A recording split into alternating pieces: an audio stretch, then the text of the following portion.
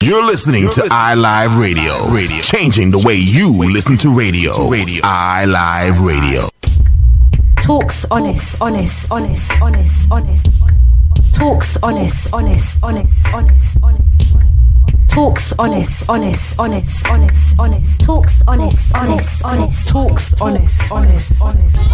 Hello and welcome to TalksHonest. You are tuned into iLive Radio UK, changing the way you listen to radio. I'm your host, Miss Law, and joining me on today's show will be Miss Mode. This is a talk platform, an opportunity for you to express yourself and discuss topics never spoken of but often thought of. You can connect with us by contacting us on 0208 638 8503 or www.iliveradio.com/ilive-UK. Please come and get involved in our discussions.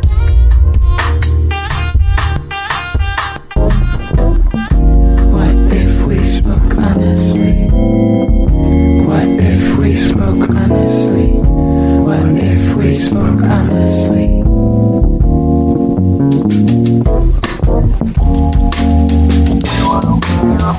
Today's subject is cancer.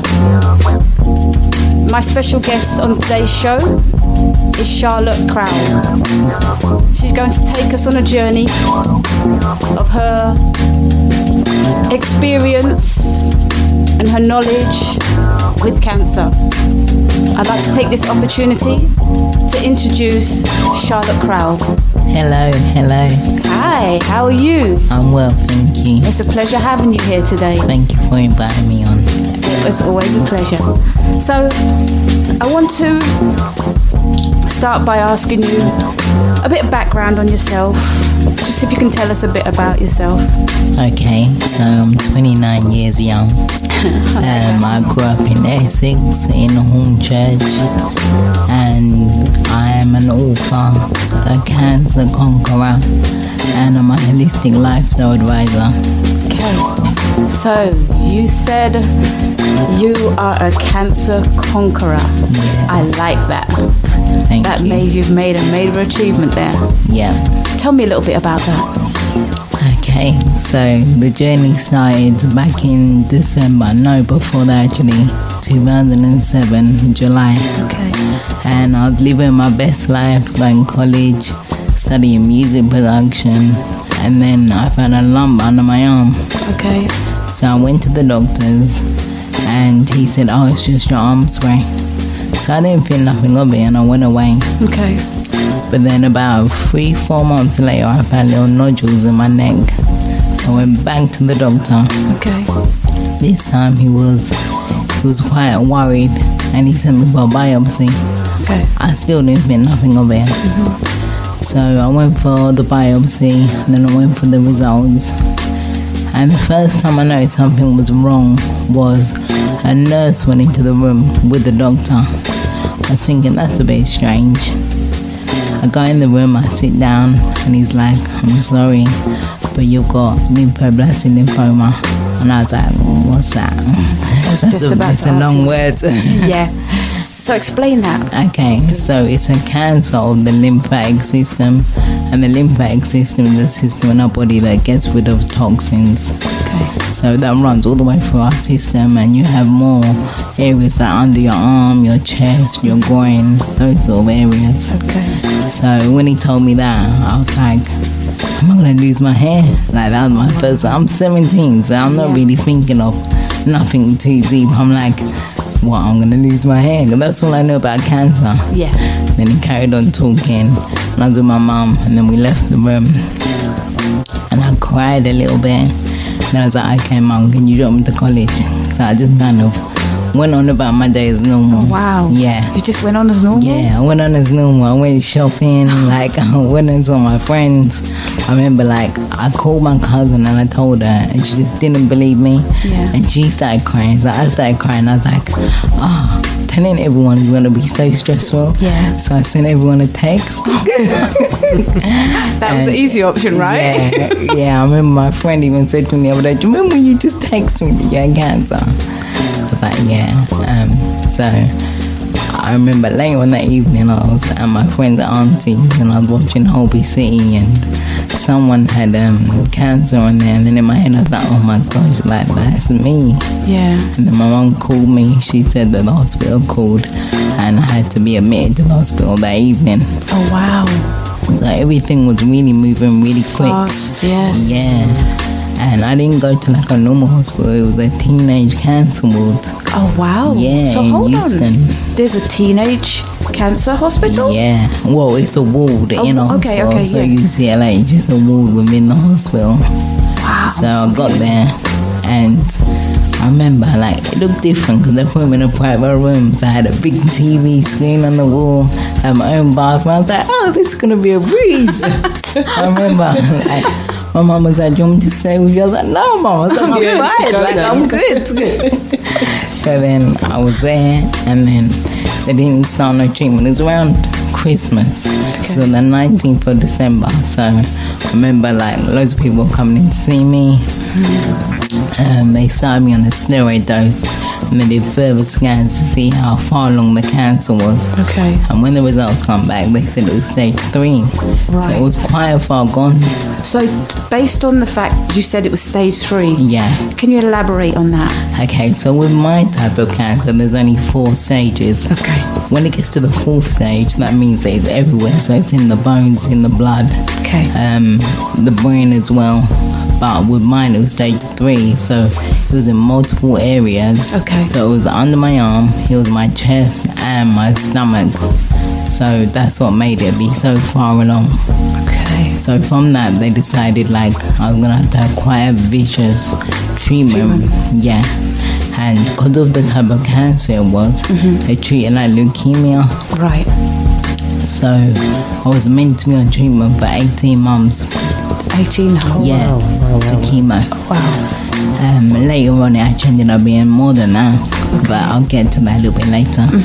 So I started my treatment, I have steroids, and I remember it was getting up to New Year's Eve, and I was meant to go raving with my friends. Raving. She was just thinking about raving, okay? And I even said to the nurse, oh, do you think that I can go raving and come back? Because it was Houston Hospital. So I was like, oh, it's there. Yeah, central, the road. So she was like, no, sorry, like you can't do that. I was like, okay. So I remember watching like the fireworks out the window.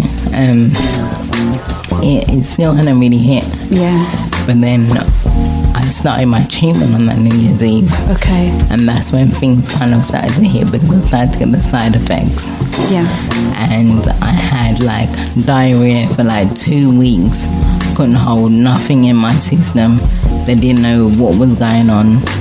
And then the steroids really messed with me. Okay. So from the steroids, I got a psychosis.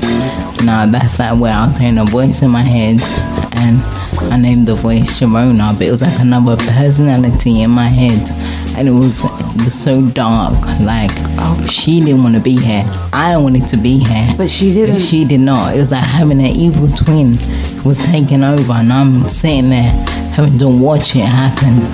It was crazy. Yeah. So this is happening, and how are you feeling inside?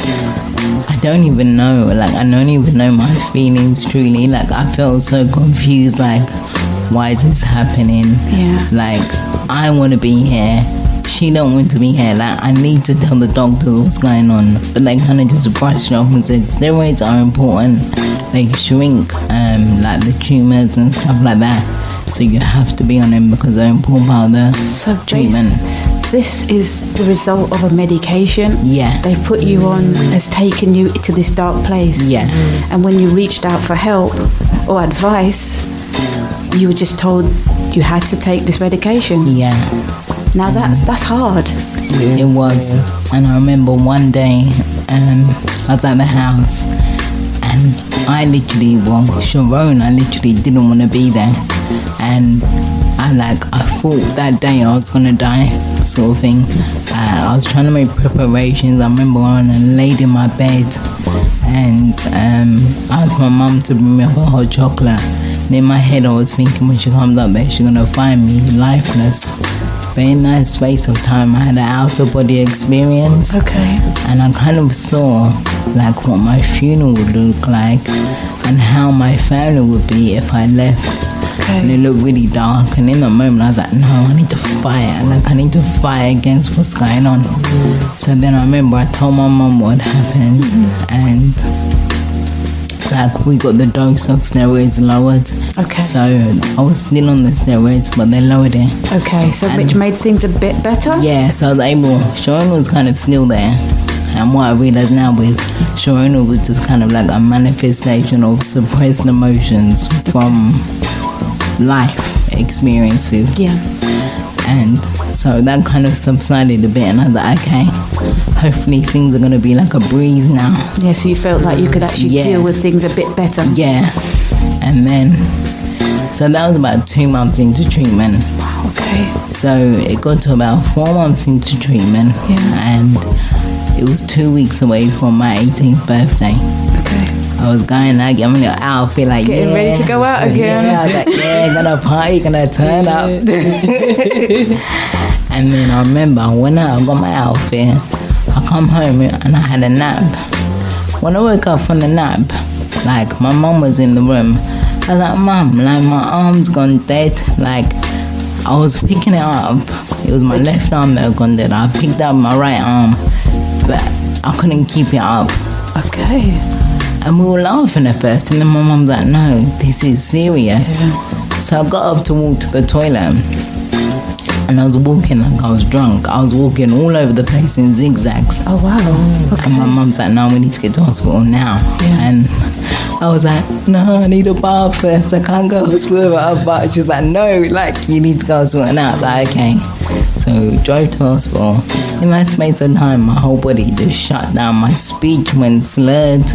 I couldn't even swallow my own saliva. Oh my gosh. Like, it was horrible. And I got to the hospital and there was like, we don't really know what's going on. We don't know if the cancer spread to the brain. We don't know whether it's a reaction to the chemotherapy. Okay. And this was a hospital that was near my house. I was one in Essex, and they did an MRI, which was absolutely horrible. So it's a scan where you like go in a tunnel and it's quite loud. It's not nice at all. Yeah. What made it worse was the fact that I had no control over my body, and I was put in this tunnel and I couldn't move or nothing. So you felt restricted. Yeah, and I was so like claustrophobic. Yeah. So they did the scan and they said, we think it's to do with like the chemo.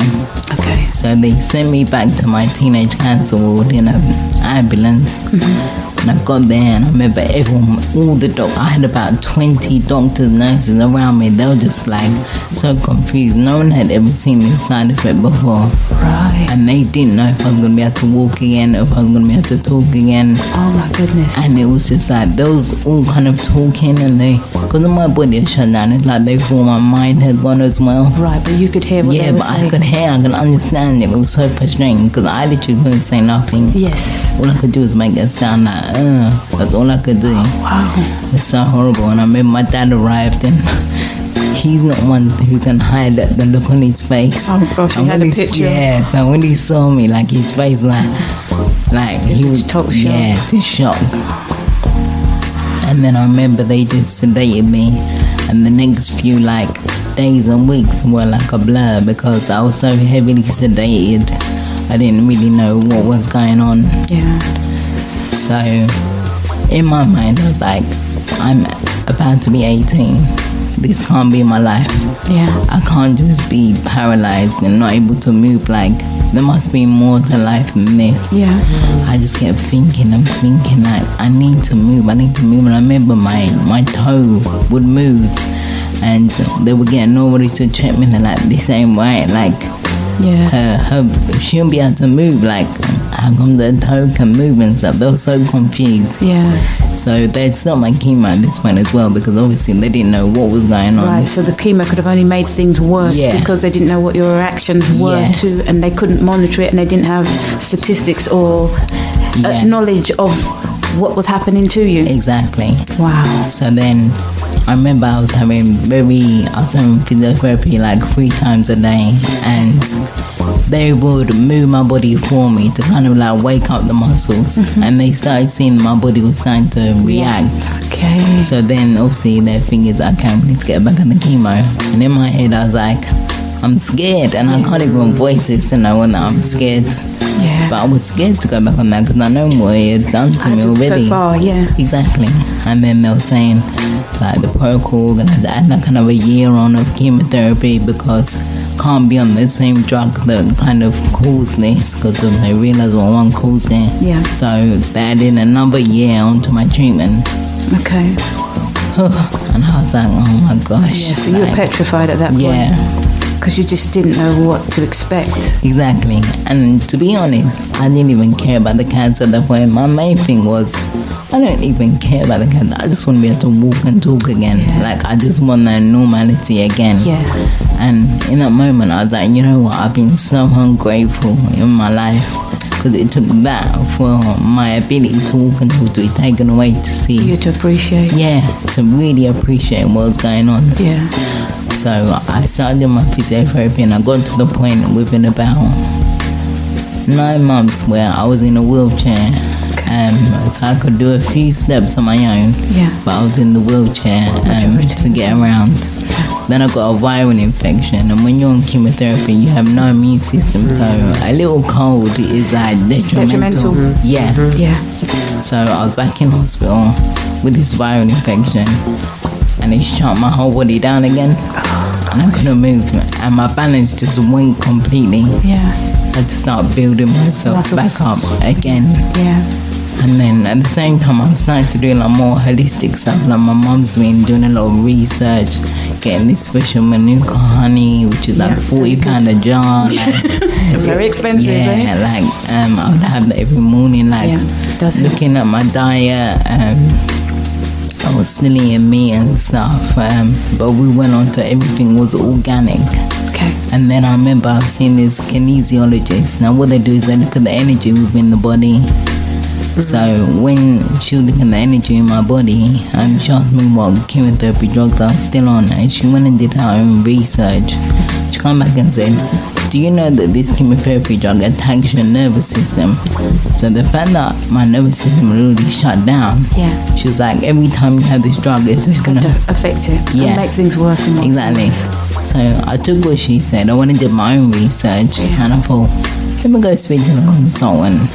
When I went to the consultant, told her my findings, and she agreed with me, and she already knew. And I was like, so you knew this information, but you didn't think to tell me. Oh, you, right. Wow. Yeah. And that's your life on the line. Yeah, my life on the line. So at that point I said, you know what? I said, I don't want no more chemotherapy. Yeah. And I said, because it's not about how long I live, but it's about the quality of life that I have. Amen. And what's the point of me living if I can't even do nothing, enjoy life? Yeah. So I stopped my chemotherapy. Obviously, they was very much against it because when you do that, you know, you don't know what's being killed. They haven't got any studies for that. So it's a territory unknown, so they don't want you to go into that territory for the simple reason they can't do anything for you. Exactly. Yeah. And she's like, if things get worse, you're going to have to start everything all over again. And I'd already done like, at this point, nearly 2 years of chemo. So I was like, rah, that's a lot. But then in my head, I was like, nah, man, I'm going to push through. Yeah. And I went away, and I did everything at one time, to the point that I can't even tell you where's the one thing that helped me, because I was doing everything at one time. Yeah. And within 6 months of coming back, I was cancer free. That was 2010, so I'm now like 9.5 years cancer free. Nice. So that's why I say conqueror, because it's been a journey. It has been a journey and a half. So when you say that, it's like, and it took you taking yourself away from certain things to identify what's been given to you isn't working from you. Yeah. Someone mentioned something, you've tried it, and you've been freed of it. Now, not everyone has that drive. No. Not everyone has that will to live. A lot of people give up. And don't know what to do, and don't have that support. Their family, friends to give them that drive to want to survive, to live, to even exist. Yeah, you know. it's true. And I really commend you. And you know, it's a heartfelt feeling Thank right you. now. Thank It's you. like it's really emotional. Yeah, and you know, even like my relationship, my family, it got so much closer through being ill because of, I felt like we were just kind of coexisting before I got ill. Everyone was doing their own thing. I've got older brother, older sister. Yeah. So they were out like working, living their life, not in the house. My parents run a business. So I was just kind of doing my own thing, and the situation just pulled us all together. Yeah. And I'm going to go through some of the things I did that helped me on my journey anyway. Please do. So, diet was a big one. So, like I said, I went organic. I'm now plant-based, so I only like fruits, vegetables. I have my naughty days. No one's perfect. I'm still like, Sometimes we need like a little these. treat. Yeah. If I want it, I'm gonna have it. Yeah. But and it's been a journey. So it's taken me years and years to give up meat because I love my meat. You know, like I didn't do it because I was trying to save the animals. I did it because I had to. Yeah. You were But, driven to do that. yeah, and I used to go to Jamaica a lot, and my grandmother, she grows a lot of foods. Like grows the Guinean weed, all of them, the soursop, moringa. She had all of those in her wonderful. garden. So I used to go out there and just like have loads of herbs, loads of like homegrown foods. Yeah. She would still be trying to give me the meat because You know how she loves the meat. kind of feed me up.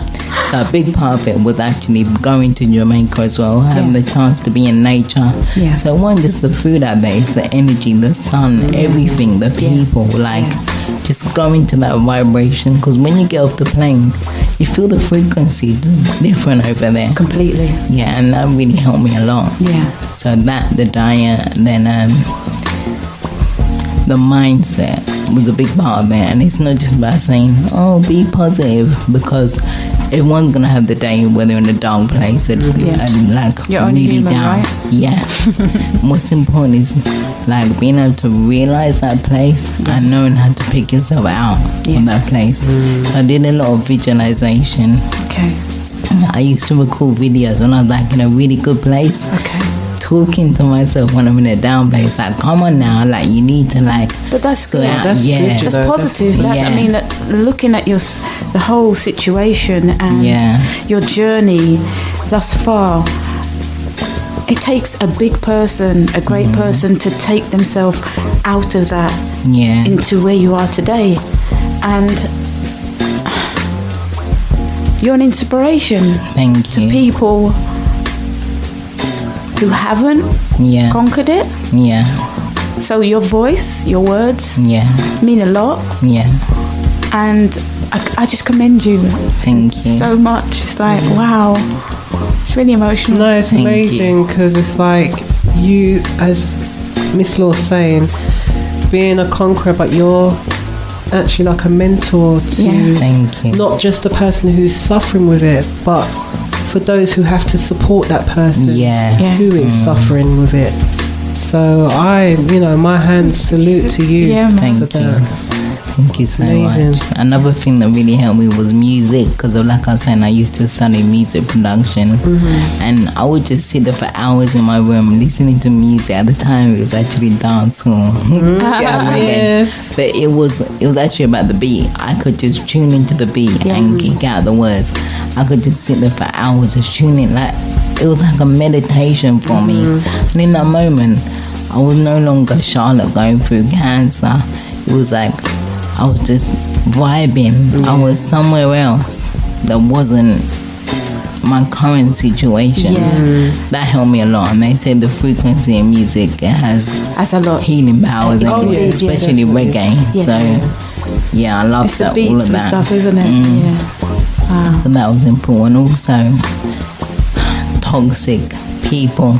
Oh God. Yeah, like I really found out who my true friends were through that situation. Really? The ones who I was so close to, you gotta remember I was young as well, so for them to have someone go through that, I have to take myself out and look at how I may have been, and at the same time I can't be angry with them, and I was angry with them for a very long time, But then I learned that anger's only hurting me, and it's not helping me. Yeah. So I had to learn to release that. Yeah, But also release those people because they served a purpose in my life, and I was grateful for the purpose they had served. Yeah. But it taught me that, you know, people are not here forever. And some of them are only there for a season, as they say. And a reason, Yeah, and a reason. Exactly. And Correct. I accepted that. And the people who I thought wouldn't be there are some of my closest friends. Wow. And since having cancer, I've met some of the most amazing individuals ever. And they don't judge me. Like, I still have mobility issues, like my walking, like you saw me walking in, like I still have mobility issues. My speech isn't fully back, like my voice used to be high and squeaky, now it's like lower. So it was a lot to kind of adjust to. And I needed people around me who have a positive mindset and who didn't judge me for my decisions. Because when you tell people that you're stopping your treatment, everyone's got something to say. Yeah. They have a lot to say, but they don't understand what you're going through. Yeah, they've been dictated and told that this is good and that's good, but that's just on face value. Dig a bit deeper, it's true, and you'll find out, well, no, it may work. You may feel it works, but it doesn't work for everyone. Exactly. And even when I tell my story, I say, look, what I do, it may not work for you. I say, this is my personal journey. Everyone's journey is personal. That different things are going to heal different people. Chemotherapy works well for some people. Some people just don't agree with. My body's never been good with any kind of medication or drug when I look back on things and my lifestyle before anyway. So, and when I did stop my treatment, I only told my immediate family because I didn't want anyone going, oh, you gotta be careful, and you know, telling me all these things. I didn't need those thoughts in my head. You just needed positive energies. So I did that, and then exercise was a big part for me. Like, I always had to work on my mobility, so I'll do my yoga, I'll do my stretching. My brother was training to be a personal trainer, so I did stuff with him as well. I had other personal trainers. Any sort of holistic thing, any exercise I could do, I tried all of them, literally, because I just wanted to know what would work for me and what wouldn't work for me. And that's one of the main things. You know, you can go on what other people say, but until you experience something, you're not going to know. You're not going to know what works for you. So even though I say that I eat plant-based, I don't go and tell everyone to be plant-based. No, you can't. You can't it's do your that. Journey, like you said. Yeah, and I know how many years it took me to get to this. To that point. And it was a hard journey. I didn't want to let go of the meat. Yeah, naturally. I didn't want to let go. Just 1 second. If you do want to connect with us, please contact us on 0208 638 8503, or you can WhatsApp us on 07 939 661 061. If you want to come in and ask Charlotte any questions, please feel free to come through. And we're here to discuss cancer, and my guest is Charlotte Crowl. Thank you. So I think one of the issues is that we'll all become so dependent on what other people's opinion is. You know, what the doctors are telling us, what our family members are telling us, what these holistic professionals are telling us. You know, I don't even tell people you have to listen to me. I'm more of an advisor. I say I'm going to give you some techniques, and it's for you to go and try and find out what's right for you. You have to learn to tune into your body and know when something's not right, because you don't go to the doctor when you're feeling great. You go to them when you feel something's not right. They wouldn't know nothing unless you told them something. And the thing is with a doctor has done research. I mean, doctor's gone through training. He hasn't actually experienced these different things. So he's reading the textbook. He's learning what could be the symptoms. They write a book. They prescribe medication based on tests that they've done, but they don't actually know whether it's going to work. It's true. You know, they use individuals who are found to have different diseases, and it's a hit or miss. It literally is a hit or miss. I mean, chemotherapy, all these different things, they work to a degree, but they're not the whole, the end all and be all. So, and this is why, like you say, when you dig a bit deeper, you understand you as a person, what your needs are. It makes you go out there and interrogate, investigate, look into things a bit deeper, question things more. And I think, there are doctors there are specialists there, but they don't know everything. Yeah. And you're living proof of that. Picture either. Exactly. Yeah. And even that's why I say holistic as well. A lot of people just think holistic is like alternative medicine. It's not. The word holistic, it means it's looking at all the pieces of the puzzle. Yes. So not just the diet or just the mindset. The diet, the mindset, the environment, the exercise, the sleep, the water, the emotional things, the things you've gone through in your past, your current mindset, your lifestyle, the time you got ill, all of those things have a piece. It's all a piece of the puzzle. But yet when people get ill now, they're either looking at just, if they don't want to do the chemo, then they're like, okay, it must be the diet. Now, that is something to look at, but you need to look at everything.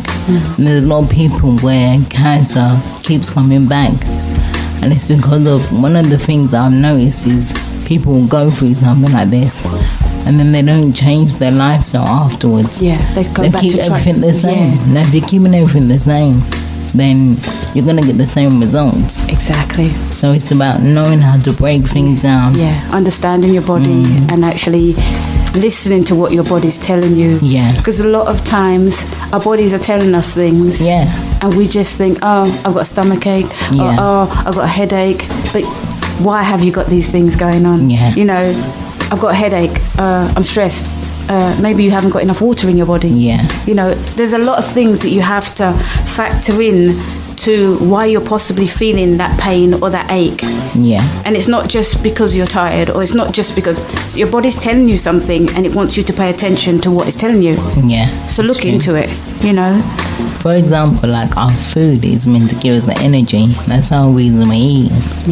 But when a lot of people eat, they're getting tired and sleepy. So how's it giving you energy if you're going to sleep afterwards? It's a possibility you're eating the wrong food, right? Exactly. So you have to look at the food you're eating and the effect it's on your body afterwards. It's not natural to eat and then go sleep, because you're meant to be eating to refuel your body.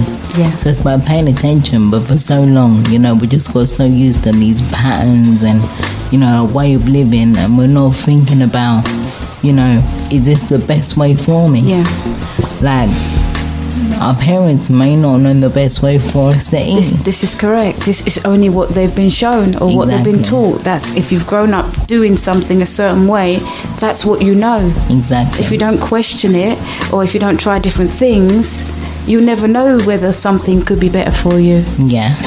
So it's very interesting, and that we're having this conversation. And a lot of times, all these things that are happening within our bodies is down to us doing something wrong. And I say wrong is, maybe that's the wrong word to use. Maybe we're not paying attention to what our body is telling us. So it's making us make the wrong decisions. And hence, a lot of us are subjected to finding out that we have different things going on in our bodies, that it only gets to a point where we decide, oh, I need to make a change. And I think it's important that we listen to our bodies and understand what needs to change within us so we can get that better life. We'll be right back.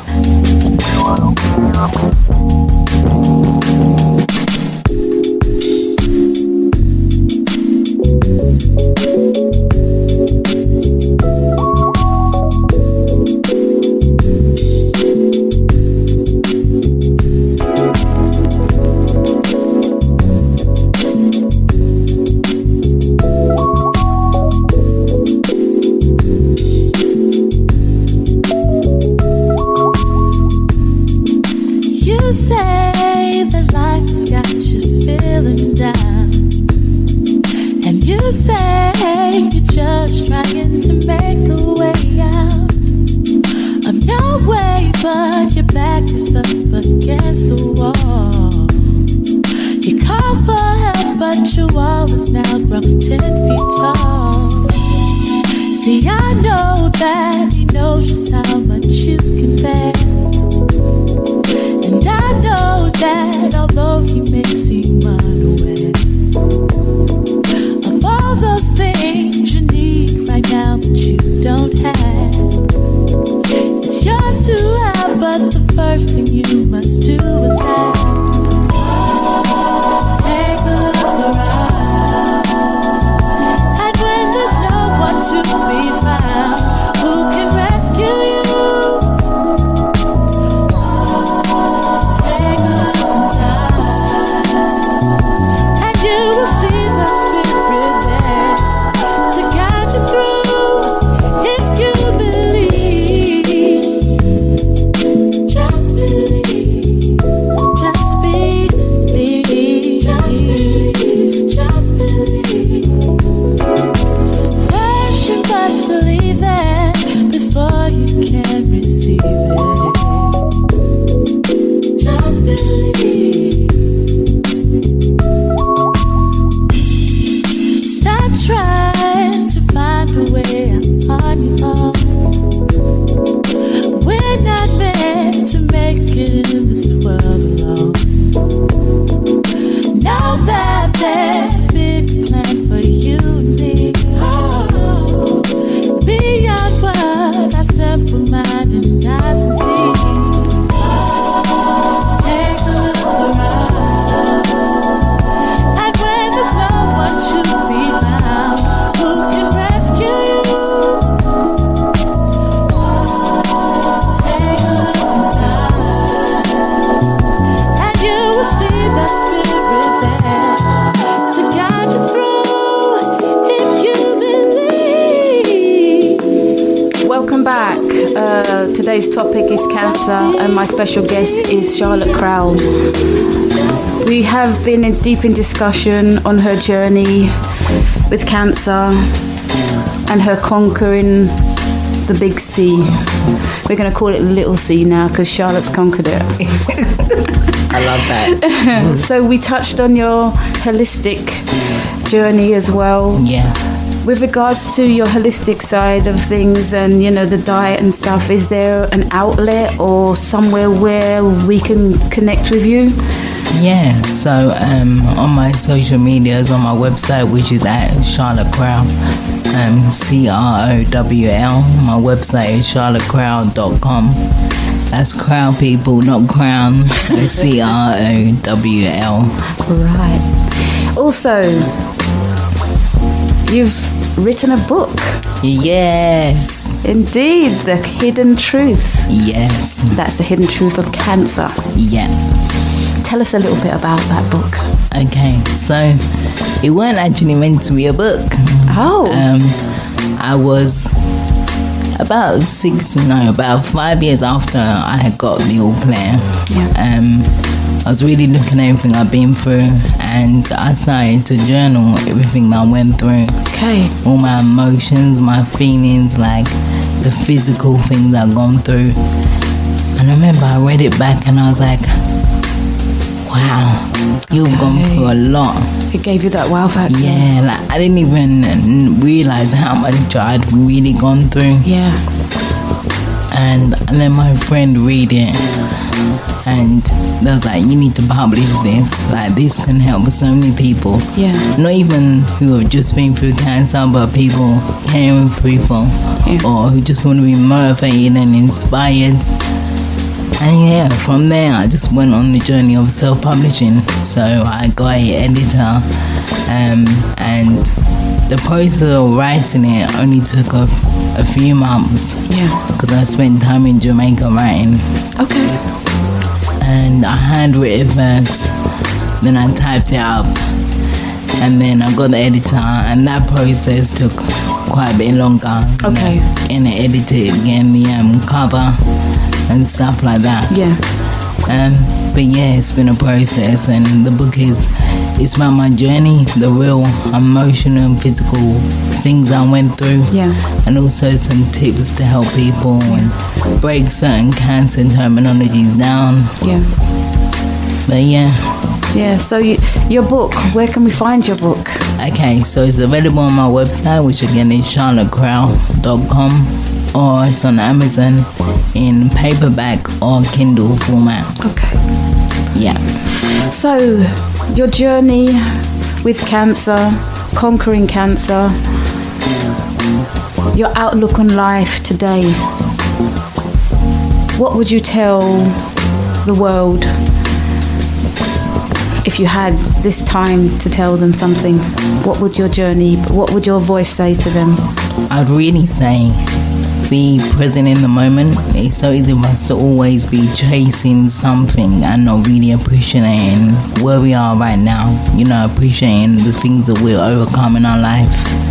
Like just looking at yourself and knowing how to tune into your body as well. Pay attention to the signs. Don't ignore things. Pay attention to the mental and the physical signs. Yeah, that'll be my main message. That's your main message? Yeah. That's awesome. And be grateful. Yeah, gratitude is a must. Yes, yeah. I agree with that. 100%. You know, when we reflect on life, each individual journey that we take, the blessings, the things that are brought to the forefront for us as individuals, we really need to be thankful for a lot. You know, we need to really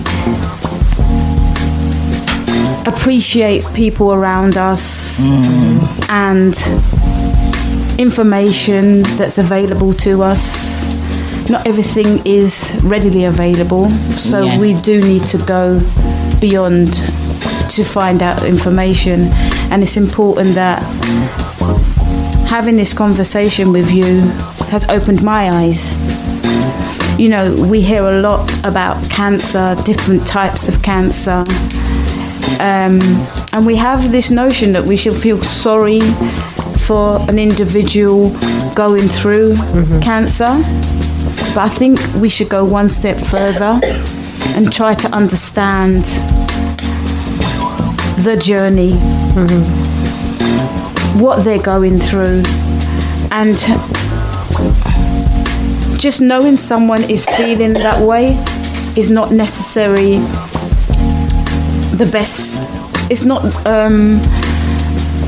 We need to understand a lot more, and not just, oh, you've got cancer, or oh, you're going through chemo.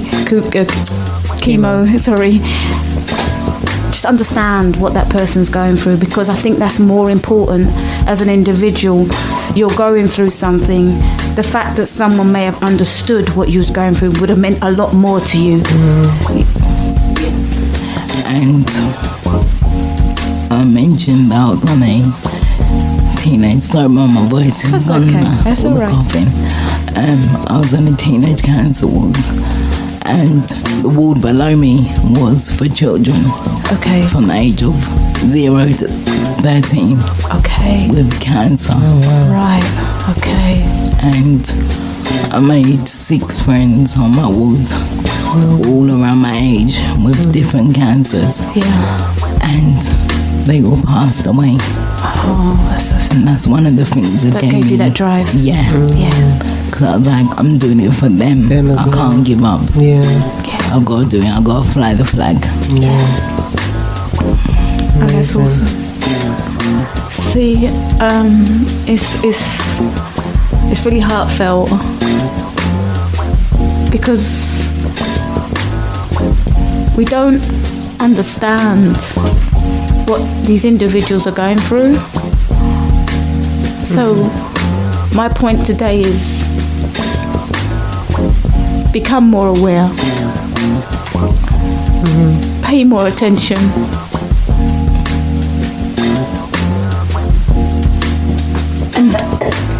and try to be more supportive of those people you know personally going through anything. It's important that you pay attention to what is happening around you, to those people that you hold near and dear. Yeah, I think it's to do with just having a conversation with the person who's suffering. Don't Don't shut them off. Some people don't want to feel pity. The person who's suffering, they want you to talk to them normally. Yeah. And just have that conversation and listen to the sufferer of whether they're feeling good today or rough, or they're just not in the mood for anything. But just be that person to listen. Yeah, and I think when I was going through it, one of the biggest and most important things for me was having people who treat me normally. Yeah. And we can have conversations that weren't about cancer. Yeah. I just wanted to talk about life, keep me in the loop. Yeah, of like what's going on day to day. Yeah. Half the time I can't go outside because I've got no immune system. Yes. Tell me what's going on in the world. Tell me all the gossip. Like, I want to know what's going on. Jokes and all that going on. Yeah. Like, don't look at me and be like, when I had no hair, I don't want to see you shocked or worried. I'm okay. Yeah, and I like my mind to be somewhere else. Like, I want to talk about happy things. I want to laugh. I want to joke. Yeah. I don't want to have to feel like you're pitying me or worrying about what I'm going through. Yeah. I just want to try and keep a normality because you're a fighter. Yeah, and once I'm back in the hospital, I'm back in that life. So outside of the hospital, you want to live a good life. Be normal. Yeah. That's truly awesome. Your energies are so positive. Your outlook on life is awesome. Your journey, it's a journey. We all have individual journeys, but you as a person, I commend you. Thank you. Yeah, you're a really awesome individual. And I'm so happy that you were able to come today and have this interview, because it just means a lot that everyone can hear your story, understand your story, understand your journey, your experiences thus far, and just know that there are many other Charlottes out there who just want to be treated as a normal individual, be able to express herself and be the fun loved person at her age that she is. Yeah, and one of the other things is the steroids make people moody. So when people are snappy and moody at you, it's a medication, and just kind of give them the benefit of the doubt. Yeah. Well, I'm not even on medication now. I'm snappy and moody. So hey, what's my excuse? I never forget when I was on the medication, and my brother, he used to get all of the, I feel so for him. He used to get so much stick, and one day, I really, really wanted a shish kebab, and I made him go and wait outside the shop until the shop opened, because I was like, I want it now. But just bear with us, because we are going through a lot, and sometimes I did try and shut people out, but I really appreciate the people who didn't listen to me and still stayed by your side. Yeah, and touched in with me to see how I was. Yeah. Okay, so we are at where we are today. Yeah. Your journey has taken you quite so far. Yeah. Tell us your outlook on life, what you're doing, how you're doing it. Just tell us about you now and how you feel about yourself. Okay, so I feel like I'm always growing, and I haven't got to a point where I've got the knowledge, so that's it. It's not that. Every day I'm growing. All the time I'm learning new lessons. I can never say that I know anything, because everything's a lesson, it's an experience, and it helps add to your life. At the moment I'm doing my holistic advising, so I do these biohealth scans where it scans the frequency of the body using a hand scanner, and it talks about the different systems in your body, talks about the emotions, the stresses, things to do with diet, lifestyle, and I do that a lot. I also do a lot of talks and events. The next one is the end of this month. Can't remember the date, but if you're on my social media, I'll post it. Yep. And it's called The Hidden Science of Black Mental and Emotional Health. It's at Middlesex University. Okay. That's going to be a big thing. I'm only speaking for a few minutes, but some of the speakers there, they really go in. Okay. It's interesting. So it's great that you've actually had that opportunity to be on that platform. Yes, definitely. So for future, you could be there for doing your thing as well, which is awesome. Definitely. Yeah. I'm still doing my training, my yoga, my gym. Excellent.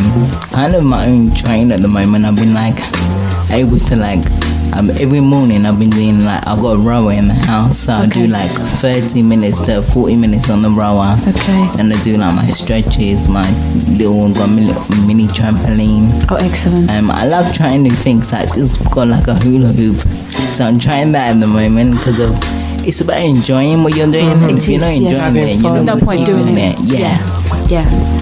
So yeah, at the moment I'm just trying to, I'll always have to be working on my health and my mobility. Yes. So that is actually the foremost important thing in my life because you I really need want that. that. I have to keep that holistic balance. Yeah. And that means consistent work. Yeah. And then comes my work and helping other people. Yeah. And a lot of people say that other people come first. I've learned that they can't come first because then you end up being in a place of lack and not good health. Yeah, so you come first and then everyone I come after. first and then everyone else after. And that's how I've got to work. Yeah. But Okay. Once again, if you can just give us your socials so we can reach out to you and be able to connect. Okay, Instagram and Twitter is at Charlotte Crowl, that's CROWL. There isn't any cancer survivors anyone going for at the moment. I have another Instagram called We Can Survive, which is spelled WE.cancer and then VIVE. Has about 19,000 followers on that one, so it's good just for inspiration and stuff. And to buy the book is on Amazon or Kindle or my website again, which is www.charlottecrowl.com, and the book is called The Hidden Truth, or Cancer, The Hidden Truth by Charlotte Crowl. I'd just like to ask you one question. If there was one thing you would like to say today, what would it be? Probably, you know what, it's actually okay to feel sad and it's okay to have those emotions, because I see a lot of people pushing the positivity, and I just want to say it's not unnormal to have those feelings. And there's so much stuff being pushed, like the social media, which is kind of like a cover up of the best of people's lives. It's okay to have those down days. Just know how to get out of the down days and to really pull yourself up. And if you need any help, please feel free to reach out to me, and I'd love to help you with that as well. Awesome. Amazing. That's awesome. That's really awesome. Now, upon reflection of today's show, like I said, my guest is Charlotte Crowl, author, holistic practitioner, so to speak, teaching you the right way, the way that works for her. An opportunity to reach out and connect with her by all of her socials. You know, it's an opportunity for you to actually just connect on a different level, understand, be a part of, and just be more knowledgeable in different fields and areas. You know, it's okay to say I don't know, but it's not okay to say I don't know, because that's a selfish word, the I don't know world. You know, take that time out to understand, get to know, because you need to know. Not just wait for things to happen for you to react. Be proactive. Go out there and source information. Not just take anyone's word for it. Make sure you go and do your research. No, not even my word. Go and do your research. That's so important. Like Charlotte says, go out and do your research. Don't take her word for it. You know, if you're in a place that isn't good, you know, look inside, look a bit deeper, understand what is going on within, you know, address those issues that you feel don't feel good for you, and try and just understand what is going on around you. You know, you can't do the same thing and expect different results. You need to make those changes and understand that once you make change, you may see a different result. and stay consistent as well. Don't think you're gonna see change over 1 week. You gotta do consistent work. Yeah. And over time, you'll start to see the changes. Yeah, that's true. Yeah, you gotta be consistent. A lot of us don't have that consistency. You know, we look at something today, and by the next day, we've forgotten what we did yesterday because we haven't got that drive and that emotion to continue. At this point, I'd like to thank Charlotte Crowl for being on my show today, Talks Honest, and I wish you all the best in your journey, your life. You're an amazing individual, and we wish you the best in your life. You've travelled so far and have achieved so much, and we commend you for all that you're doing. Once again, if you wish to connect with me, or you can contact me on iliveradio.com/iLive-UK. You can also connect with me on Talks Honest on my Instagram, on my Facebook, and at Talks Honest on my Twitter. If you need to connect with Charlotte, you can also connect with her through me. So I'd like to say good night, God bless, and it's been a pleasure having your ears. Good night. What if we spoke honestly? What if we spoke honestly? What if we spoke honestly?